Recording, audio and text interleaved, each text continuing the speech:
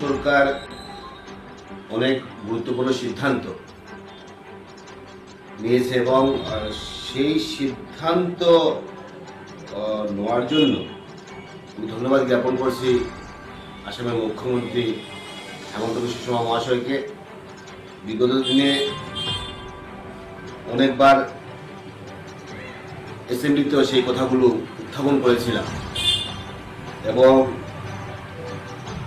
সেই কথাগুলো বাস্তবে রূপ নেওয়ার জন্য আমাদের মুখ্যমন্ত্রীর যে সদিচ্ছা, যে চিন্তাধারা, যে মানসিকতা, তার জন্য আমার ধন্যবাদ, শুভেচ্ছা এবং কৃতজ্ঞতাটুকু জ্ঞাপন করছি। অনেক দিনের দীর্ঘদিনের একটা সমস্যা আর ডিবুটার নিয়ে, অর্থাৎ ডিবুটার সংক্রান্ত কেস আর কোনো হবে না এবং মানুষ সেই যন্ত্রণায় আর পড়বে না, অর্থাৎ সেই কেসগুলো আর চিরতরে সমাপ্ত হয়ে গেল। সেকেন্ডে যদি আমরা দেখি তাহলে দেখতে পারবো আমরা 15/7/2024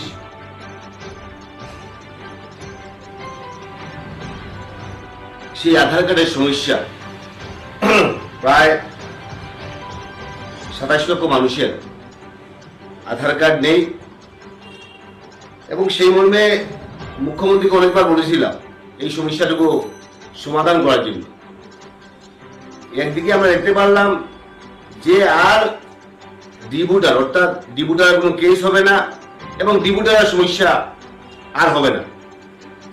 সময় আমরা দেখতে পারলাম যে আধার কার্ডে যেগুলো মানুষের নাম নেই, প্রত্যেকটা সার্কেল অফিসারকে ইনস্ট্রাকশন দেওয়া হলো যে এনআরসিতে নাম আছে কিন্তু আধার কার্ড নেই, অনেকের নেই এবং কাদের আধার কার্ড নেই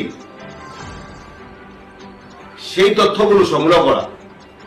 অর্থাৎ মুখ্যমন্ত্রী ইলেকশনের সময় প্রচারে যে কথাগুলো বলেছিলেন অক্ষরে অক্ষরে সেগুলো পালন করছেন এবং আমাদের লাগছে যে অতি কম দিনের ভিতরে সেই আধার কার্ডের সমস্যার সমাধান হবে।